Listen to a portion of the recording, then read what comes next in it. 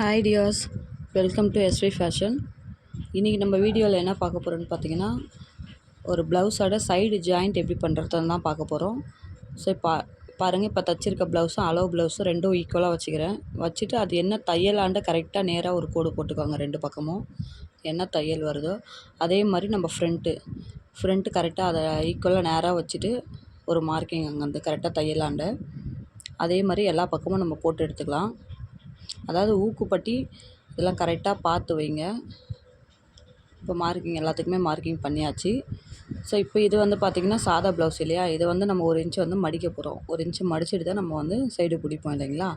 So வந்து 1 inch மடிச்சுட்டு ஈக்குவலாக வச்சுக்கோங்க.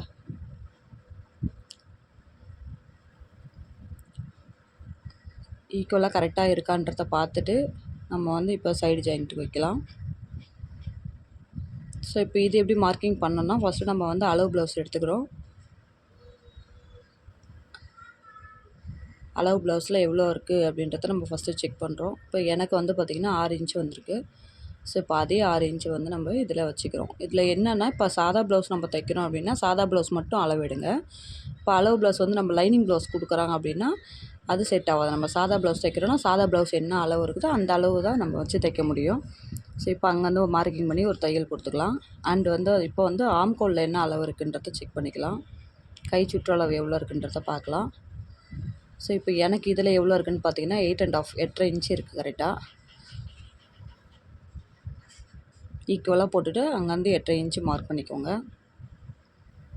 ஸோ மார்க் பண்ணிவிட்டு இப்போ அங்கேருந்து ஸ்ட்ரைட்டாக ஒரு தையல்.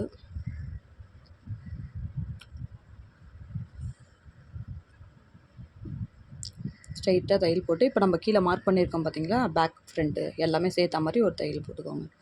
ஸோ அதே வந்து நம்ம ஒரு 1/4 இன்ச்சு விட்டுட்டு அடுத்த தையல்.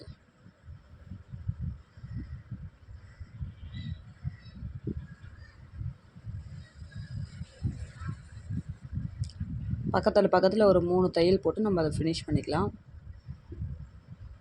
ஸோ இப்போ எக்ஸஸாக இருக்க கிளாத் எல்லாமே வந்து நம்ம எடுத்து விட்டுக்கலாம். நம்மளுக்கு கண்டினியூஸாக வந்து டெய்லரிங் ஏதாவது டிப்ஸ் உங்களுக்கு தேவைப்படுதுன்னா நம்ம சேனலை வந்து கண்டிப்பாக வாட்ச் பண்ணுங்கள். ஏதாவது டவுட்ஸ் இருந்தாலும் அதில் நீங்கள் இது பண்ணிக்கலாம். நான் ஏதாவது தப்பாக பண்ணாலும் நீங்கள் அதை வந்து கிளாரிஃபிகேஷன் சொல்லலாம் அதில். ஸோ நம்ம இதை பிரித்து பார்க்க சொல்ல வந்து பார்த்தா ஈக்குவலாக வரணும். எல்லாமே நம்ம பேக்கு ஃப்ரண்ட்டு தைச்சிருக்கிறது எல்லாமே கரெக்டாக வரணும்.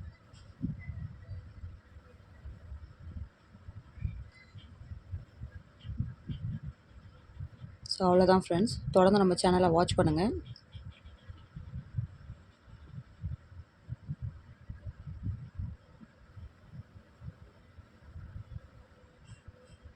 தேங்க்யூ ஃப்ரெண்ட்ஸ், பாய்.